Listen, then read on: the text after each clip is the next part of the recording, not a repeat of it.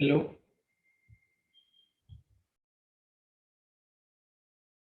Hello. Good evening, sir. Yeah. Good evening. We will continue with integration. We'll look at some more types. So this have you seen this integral? I had seen e to the power ax of cos x dx. So it is similar only. Well, do you know how to do this one? Yeah, you do it by parts, right? One time by parts, then again a second time you'll have to do. Right? Yeah. So one time if I do by parts by integrating with respect to e power ax, I'll get e power ax by a cos bx plus c minus, right, e power ax by a and differentiate this. So it will become minus b sine dx plus c, right? Yeah. So this minus goes away, this becomes plus, and you're getting a second integral, right, which is b by a integral e power ax sine bx plus c, right? Yeah. And then you do that separately by the same process, integration by parts. You say I is equal to this, and when you evaluate this by parts, you will get another version of I there. Because So your voice is breaking. 1 second.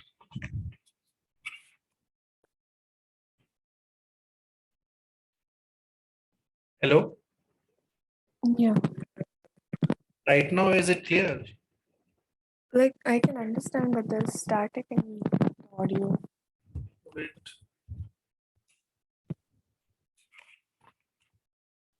Hello, hello. Yes, sir. Is it better or same? It's the same, but I think I can understand, so that's fine. Okay. So what I'm saying is this integral can be evaluated again by parts. And what will happen is this cos bx plus c will come back again, right? Yeah. So when you calculate it, integral e power ax sine of bx plus c dx will become e power ax by a sine bx plus c minus b by a I.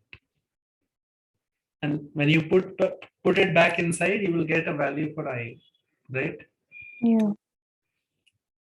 Now, you can get the answer, but it is convenient to sometimes remember this answer in a nice way, because this type of integrals will come many times. So, like finally you would evaluate it and it will look like this.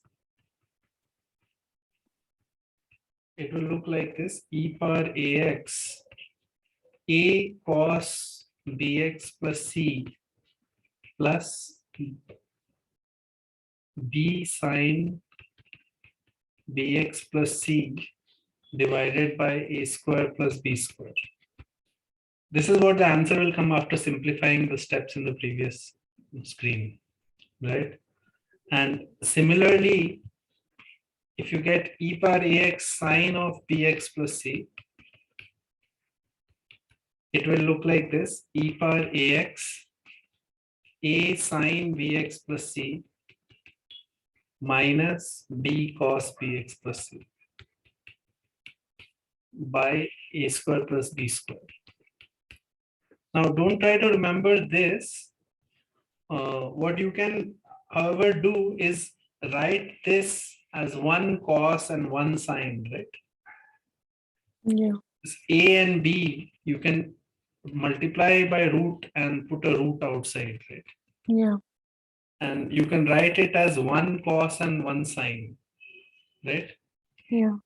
So when you do that, the answer comes in a form which is very easy to remember, which you should remember for mains or advanced, because it will just save you a lot of time. So the answer will look like this: e power ax by root over a square plus b square, and it is cos of bx plus c minus tan inverse b by a.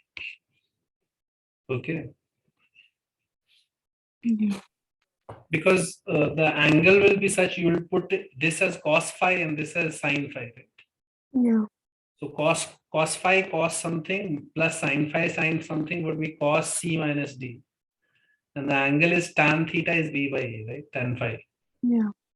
So this is the formula for this. And similarly for sine, I will write the version for the sine.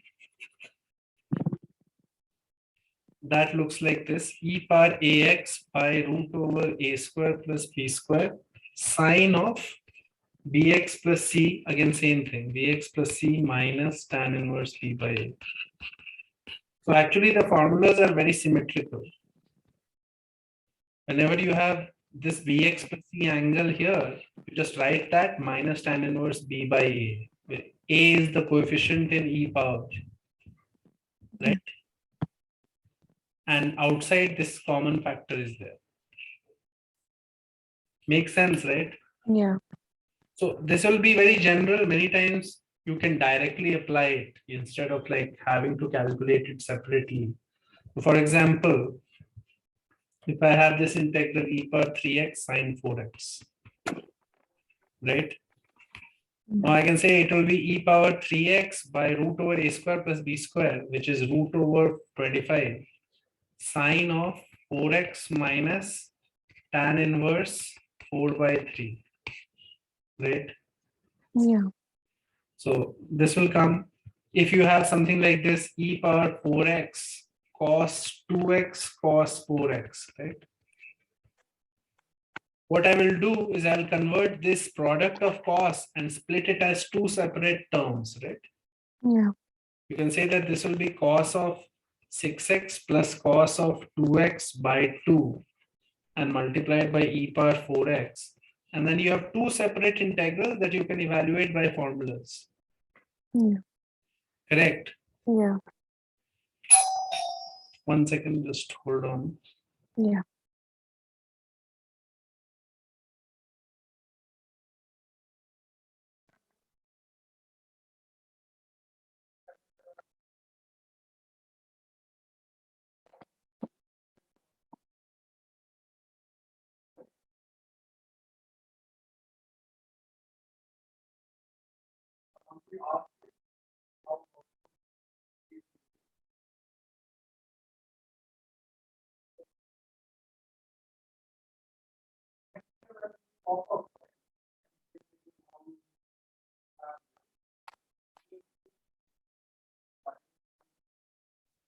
Let's try another one. Suppose you have to integrate this x e power 2x cos x dx.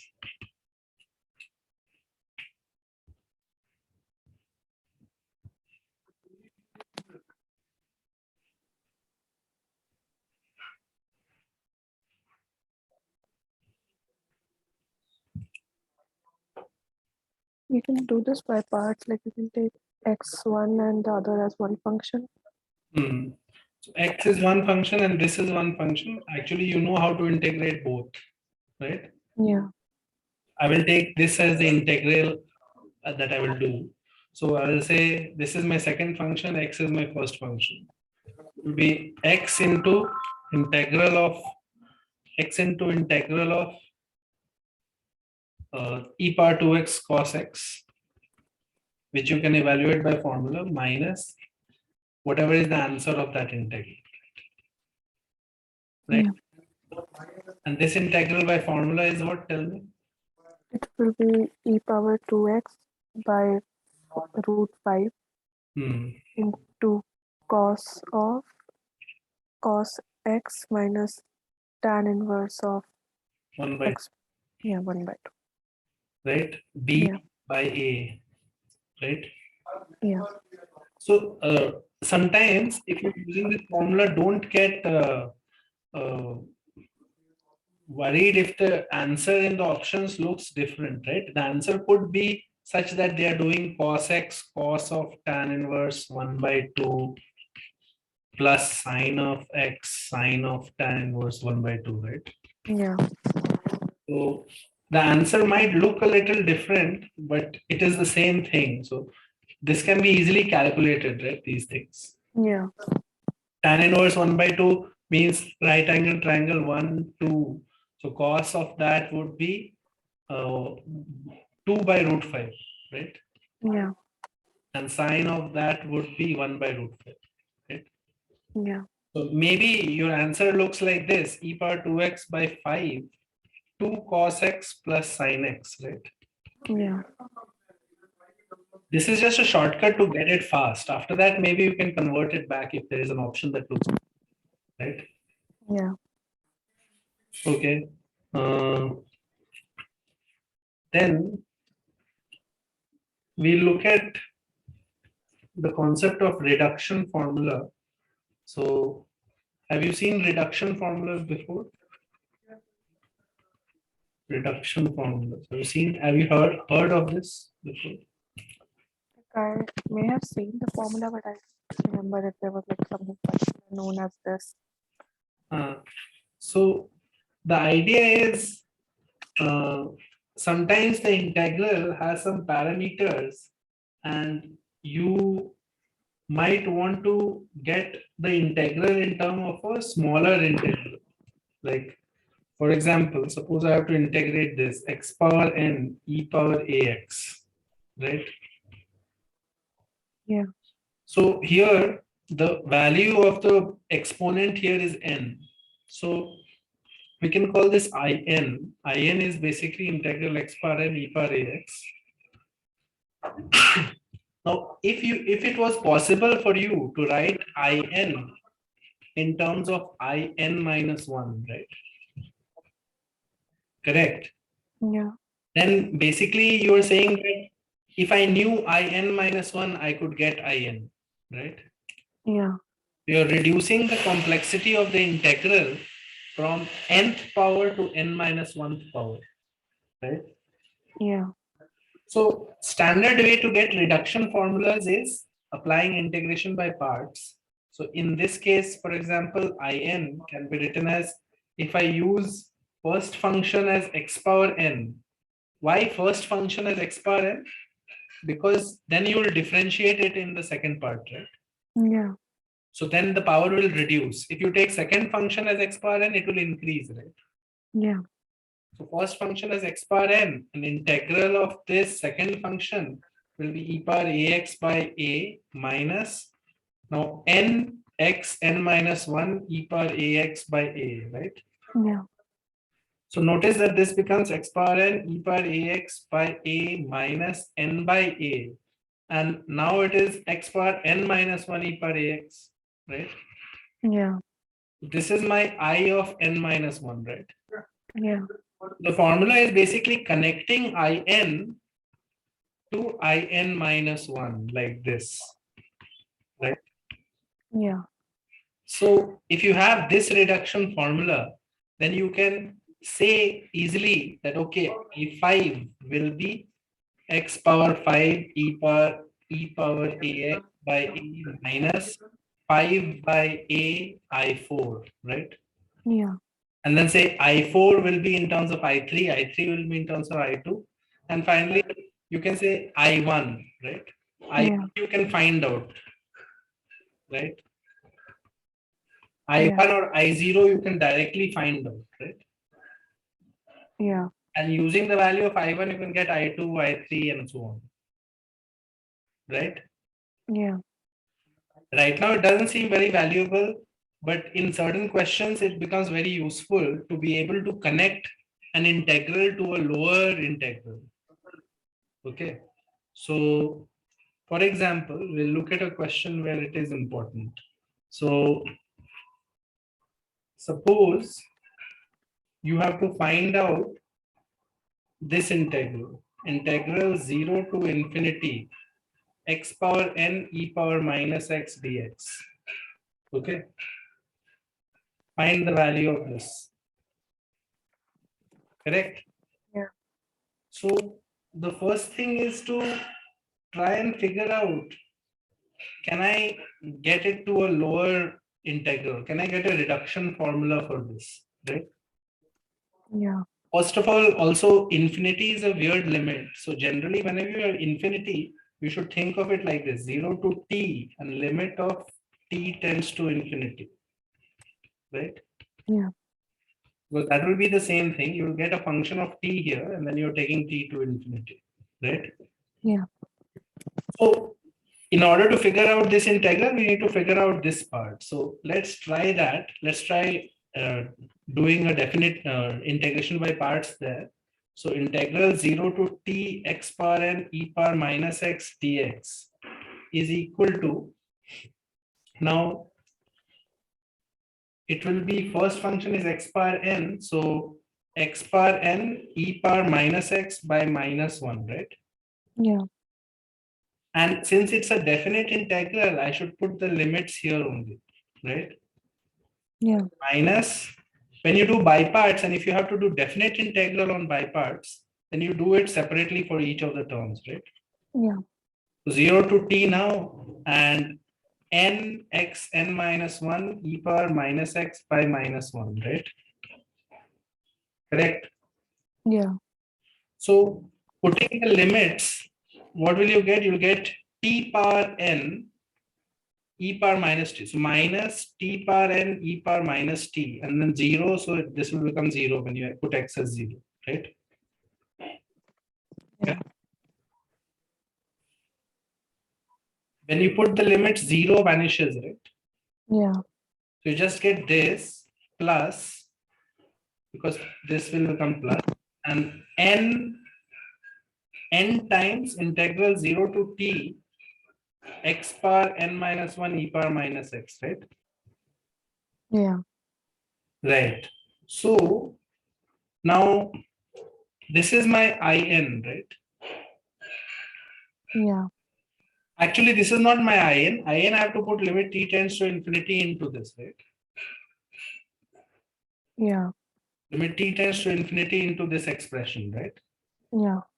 So think about it. What is the value of t power n e power minus t as t tends to infinity? This is basically minus t power n by e power t, right? Yeah. So which function will grow faster? Here the n is fixed, right? Yeah. So even though it is like infinity power n by e power infinity, which do you think will grow faster?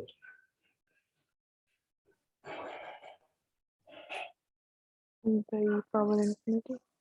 E power x will always exceed x power n, right? Yeah. Like e power x will always rise much faster, because here the exponent is fixed, no? Here the number Yeah. is growing, but here the exponent is growing, right?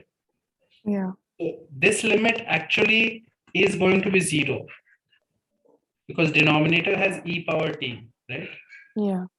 So this limit and t tends to infinity, this part will vanish, and you have basically in is equal to n times I of n minus 1, right? Yeah. Because here also its limit t tends to infinity is the same form as in, right? Correct? Yeah. Now our reduction formula is this. We have figured out that our reduction formula is in is n times I of n minus 1. So that just tells us that let's try and write these expressions in n I n minus 1. So I of n minus 1 will be n minus 1 I of n minus 2, right? Yeah. And so on. You will keep writing, and you should get I1 is equal to 1 times I0, right? Yeah. Correct? And Yeah. I0, I0 is 0 to infinity x power 0. So e power minus x dx. That's it, right? Yeah. And I0, this is just simply e power minus x, and you put 0 to infinity. When you put infinity, it becomes 0, minus minus plus 1, right? Yeah. I1 is 1. So I2 would be what? 2 into I1, right? 2, and so on, right? So I3 would be 3 into 2, right? Yeah. You get easily that in is n factorial. Yeah. So the point of the reduction formula is to be able to say use this and the lowest possible value here, to get the final integral, right? Yeah. There will be cases when you have to apply these reduction formulas for trigonometric functions. So we will do one last question because this is not super useful for mains.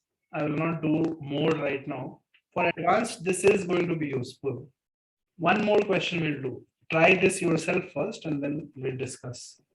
So it is given if u of n is equal to 0 to pi by 2 theta sine n theta d theta. N is greater than 1. You have to find the value of u5. Okay. Yeah. Don't start by trying to get u5 directly. Try to get a relation, which basically reduces the n, right? Yeah.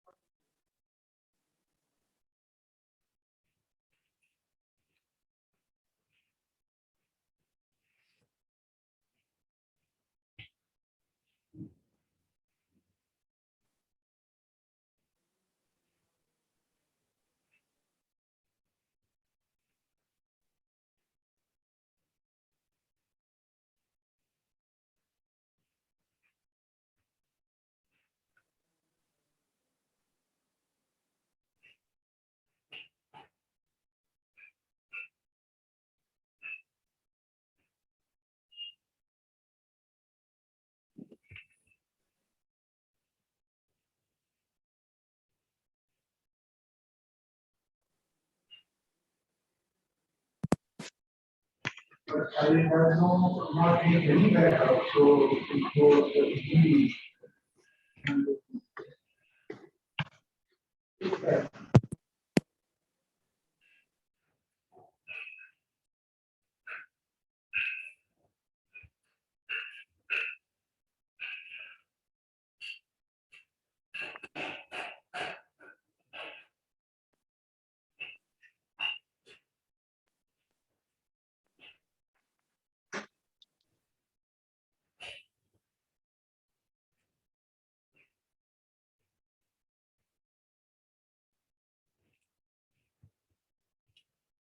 So here actually to do the biparts, you will have to take theta. You cannot do sine n theta. So you should take sine power n minus 1 theta and sine theta. Right? Yeah. Because you can't take, this is an integrable thing, but you cannot integrate any version where sine has a high power, right? Yeah. So you can take this as an integrable thing. So this is my first function, which is difficult to integrate. So I will write un as theta sine n minus 1 theta. Integral of sine becomes minus cos theta minus, okay, I'll put the limit here 0 to pi by 2 minus 0 to pi by 2. Now I have to differentiate the first function and write minus cos theta, right? Yeah. Differentiating the first function will be sine n minus 1 theta plus theta into n minus 1 sine n minus 2 theta into cos theta, right? Yeah. This is my second part. And let's put the limits on the first part. See, pi by 2 will make cos 0 and 0 will make sine 0, right? Yeah. This whole thing will vanish anyway, right? Yeah. So what you get is un is equal to, now there are several terms here, so we'll just write it carefully, minus 0 to pi by 2. This is minus cos theta sine of n minus 1 theta. Then we have plus, not plus, we'll get a minus again, minus n minus 1 theta cos square theta sine of n minus 2 theta, right? Yeah. minus can be taken out and it becomes all plus, right? Correct. Yeah. And notice that this part is easily integrable, right? Because of the presence of the cos, Yeah. right? Because I can take sine theta as t here, it will be cos theta d theta, right? Yeah. So the integration of that would be sine power n theta by n, right? Yeah. And 0 to pi by 2 plus I have this part. Now, if you notice here, okay, I'll put n minus 1 outside and I will say it is 0 to pi by 2 theta. Cos square you can write as 1 minus sine square, right? Yeah. 1 minus sine square into sine power n minus 2 theta, right? This is un, right? Yeah. Now, this part is easy. It is 1 by n minus 0. So 1 by n. I will just create some space here.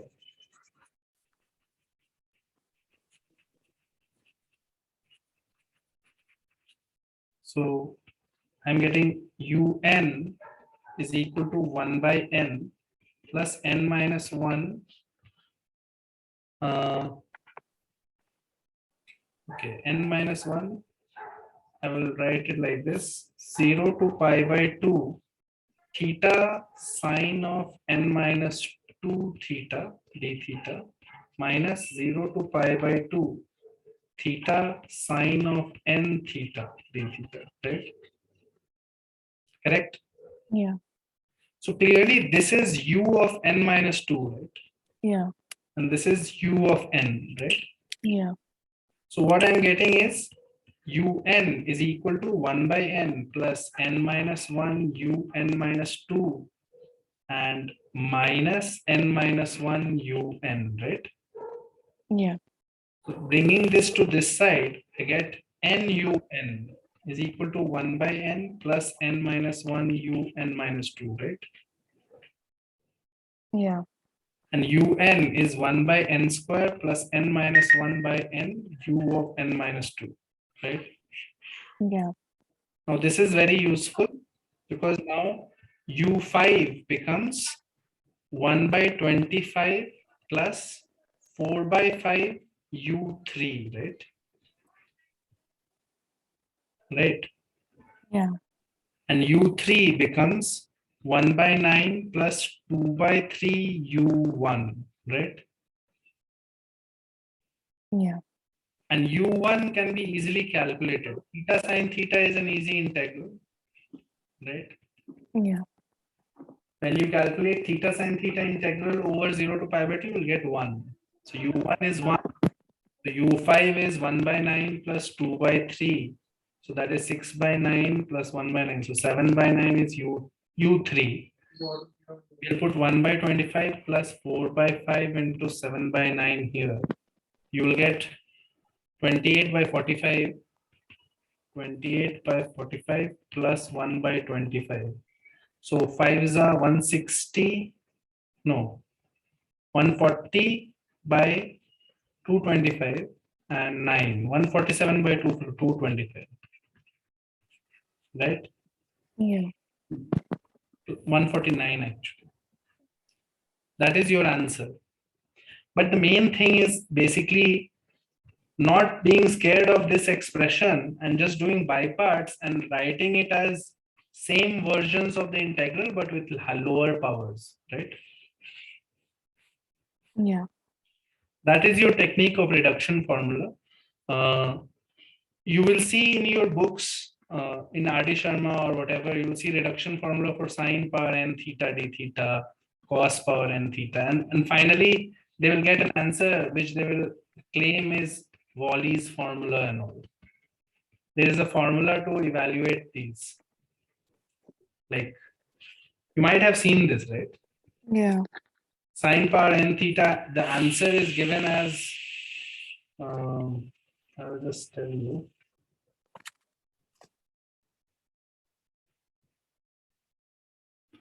The answer is given like this. It is n minus 1 by n into n minus 3 by n minus 2 n minus 5 by n minus 4, so on till 2 by 3 if n is odd. And if n is even, it is the same thing, but it goes to 1 by 2 multiplied by pi by 2 if n is odd, if n is even. You might have seen this in the book somewhere. Yeah, I think I saw it in Alan. It's not in RD. So the way it comes, now you can actually derive this. Like this is from 0 to pi by 2. Have you seen the derivation for these? No, Okay, so it was not discussed in class in Alan. no, I don't think so. Okay, so this is a typical case of your reduction formula, right? So you are just trying to get this integral in a lower form, right? Yeah. So standard strategy would be to try to split this. So how do we split? You will take maybe sine x as one part of it, right? And try to integrate it, right? Yeah. Like if I take sine x here and sine power n minus 1x, right? Yeah. See, my first function should be this. This should be my second function, right? Yeah. So what will I do? I will do integral of sine x, so minus cos x, sine of n minus 1x, evaluated from 0 to pi by 2, minus integral minus cos x and derivative of this. So it will become what? N minus 1 sine of n minus 2x and cos x, right? Yeah. Dx 0 to pi by 2. And you will notice here 0 to pi by 2, this part will vanish, right? Yeah. Because pi by 2 makes this 0, 0 makes this 0, right? So Yeah. you get in is equal to minus you can take out, and it will become 0 to pi by 2 cos square x n minus 1 cos square x sine of n minus 2x dx, right? Yeah. And write it as 1 minus sine square x sine of n minus 2x dx. So this becomes sine of n minus 2x minus sine of nx, right? Yeah. N minus 1, 0 to pi by 2. Now you are getting a simple reduction formula. In is equal to n minus 1 I of n minus 2 minus n minus 1 I of n, right? Yeah. Bring this to this side, you will get n I of n is equal to n minus 1 I of n minus 2. And I of n becomes n minus 1 by n I of n minus 2. Right? Yeah. Correct. So this immediately now gives you results like just if n is odd, right? If n is odd, then n minus 2 is also odd, right? Yeah. The lowest possible value here would be say 1, right? When you go down the series, the lowest number would be I1, right? Yeah. Like if n starts with odd, you'll start with say I5, right? You'll get Yeah. I5 will be equal to 4 by 5 I3. I3 would be equal to 2 by 3 I1, right? Yeah. And I1 directly you can find out. I1 is not a big deal. It's just sin x integral, right? So minus cos x over 0 to pi by 2 will be plus 1, right? Yeah. So you will end with 2 by 3, right? Because I1 will be 1, right? Yeah. Correct. So the answer will be In is equal to n minus 1 by n minus 3 by n minus 2, right? And so on till 2 by 3 if n is odd.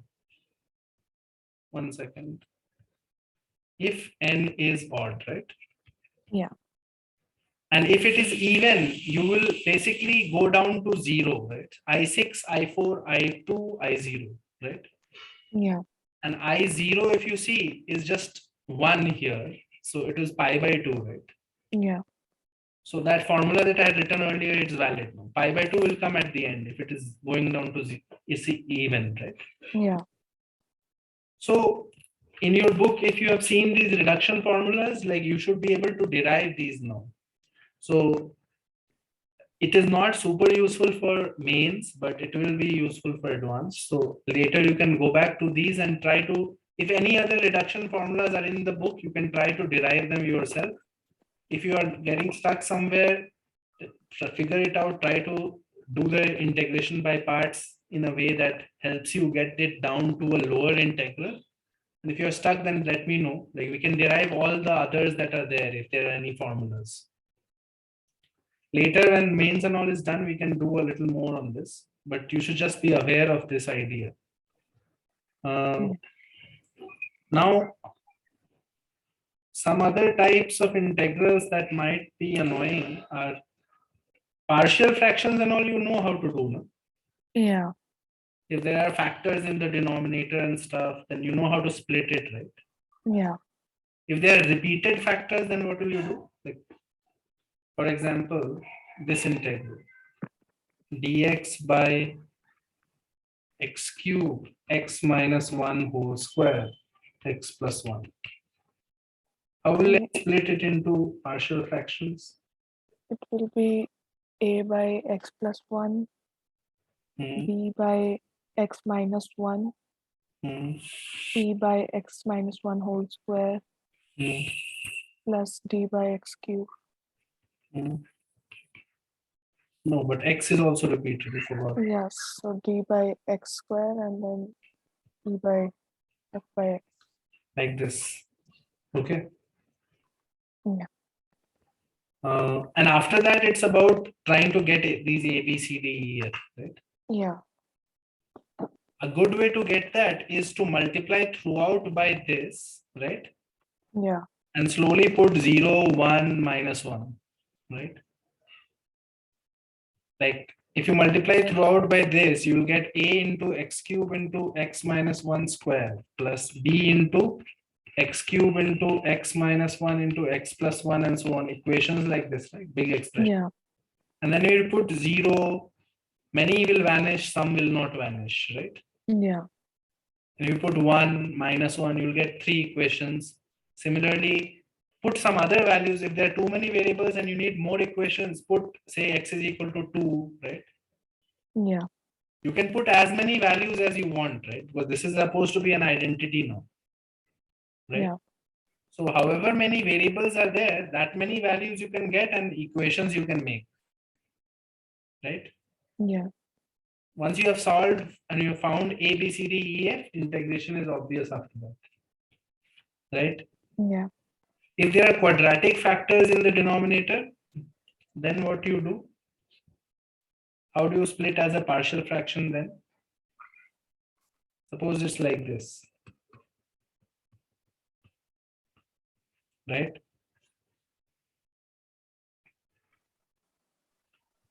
Then the partial fractions would be linear on top and quadratic on the bottom, right? Yeah.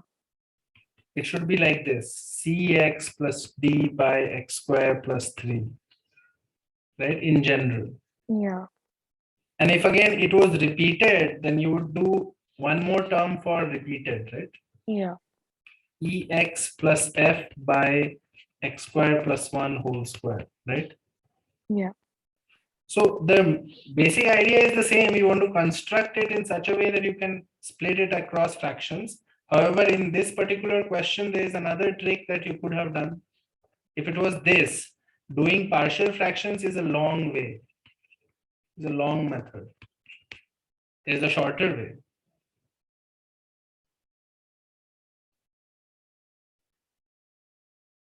Can you see a shorter way? Hello. Hello? Can Hello? you hear me? Yeah, I can hear you. Yes, sorry, like I thought the voice was cut for a while. Could you repeat the question? I'm saying if this was the question where we can obviously do it by partial fractions like this, right? Yeah. However, that is a long way to do the question. There is a shorter way without partial fractions. Can you see a shorter way to solve this integral?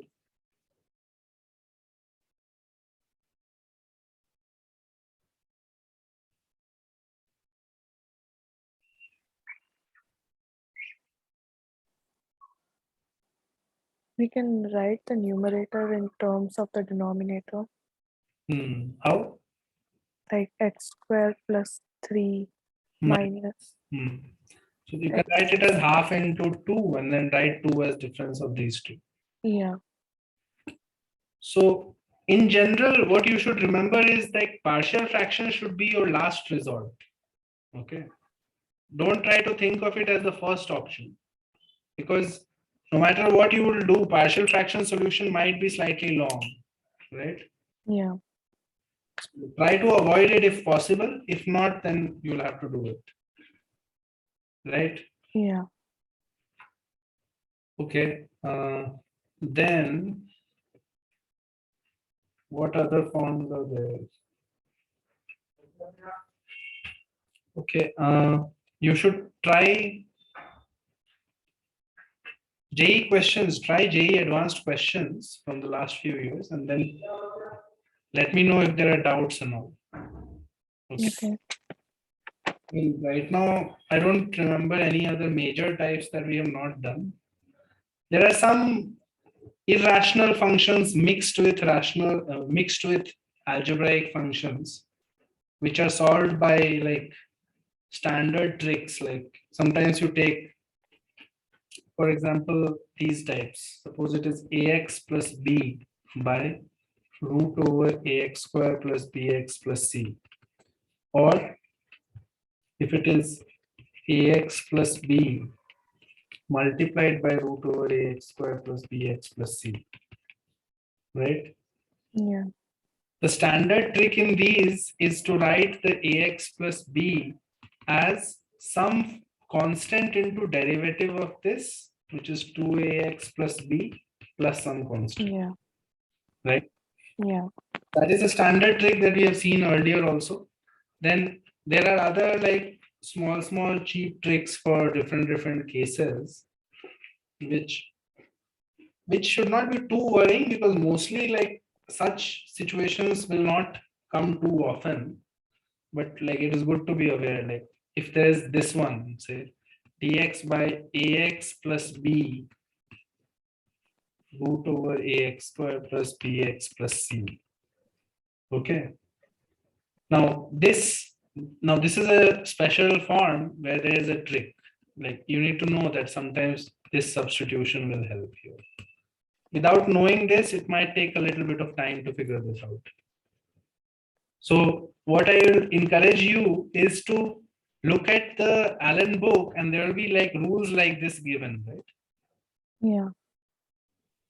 There will be some table of integrals where they will put rules like this. So what you should do is, for each such trick, take a simple example. Like take an example where you put some numbers to it. Let's say x plus 1, x squared plus 2x plus 3, right? Yeah. And try to do this. X plus 1 is equal to 1 by t. So dx is equal to minus 1 by t squared dt. Once you actually try to do this, you will realize why the trick works. Okay. Yeah. So actually attempt it a little bit with some small numbers, and then it will be easier for you to remember it, because once you try to do an integral really, then you will realize the difficulty and why the particular substitution is working. Right? Yeah. Don't try to mug up the different rules which are there. There might be 5-6 such special forms. Okay. In your Allen book, you will see that there will be 5-6 different rules like this. Don't try to mug them up. Just take one example for each and try to see if the trick that is mentioned there is working for you or not. Okay. Yeah. Otherwise, all of the theory is done. Like there's nothing else. The major portions that are not covered in coaching classes mostly are the reduction formula part. So reduction formula we have seen, and for now that is more than enough. Like when time comes for advanced, we'll do a little more on that.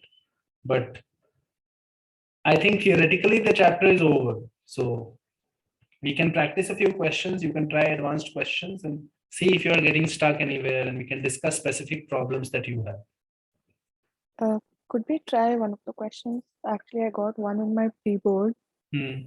and I didn't understand which substitution it would work. Tell me. the question was integration of dx by sin x plus sin 2x. Sin x plus sin 2x. Yeah. Okay. Sin x plus sin 2x. Okay, so dx by this is sin x 1 plus 2 cos x, right? Yeah. Sin x 1 plus 2 cos x, then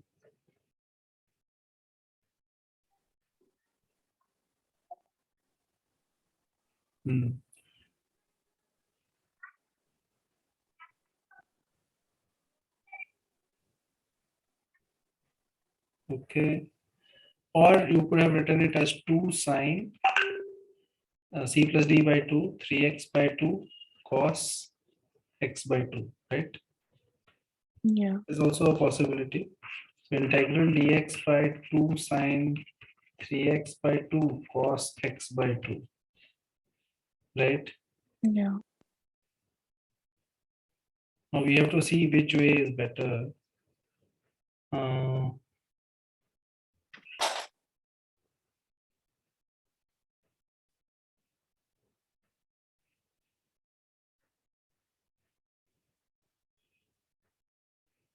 hmm,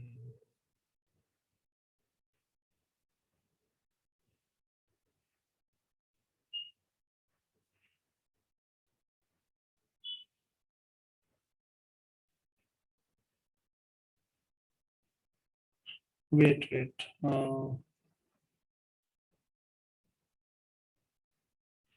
Okay, so sine 2x is basically 1 plus tan sine 2x is what? It is sin x plus cos x whole square. So we can say, okay, that this is sin x plus cos x whole square minus 1. Okay.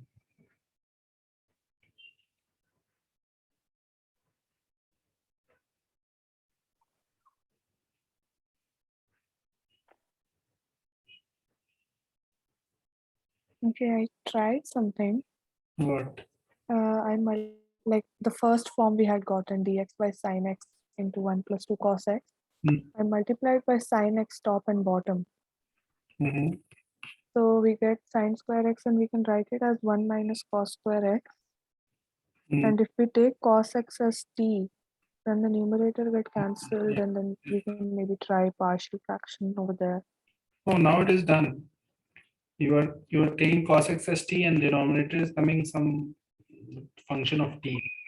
Yeah. You get 1 minus t square, 1 plus 2t minus dt. Right? Yeah. Yeah. Now it is over. You just have to figure out one way, any way that works. So that is a good way. Because there is nothing on top, that was the annoying part. Like, Yeah. if you can express it so that we got a sin x dx here and you get cos and all terms here, it's over now. You can write it as 1 minus t, 1 plus t, 1 plus 2t, 3 fractions. Right? Yeah. So that is correct. That is the way to do it. Try more questions. With practice, it should become easier. Yeah. Okay. We'll continue with more problems than next class. Yeah. I'll try some from the Allen textbook and see if I find some doubts. Yeah. And also from the JEE archives, do some advanced questions from the past few years and all. Yeah. Okay. Okay. I'll see you then. Bye. Thank you.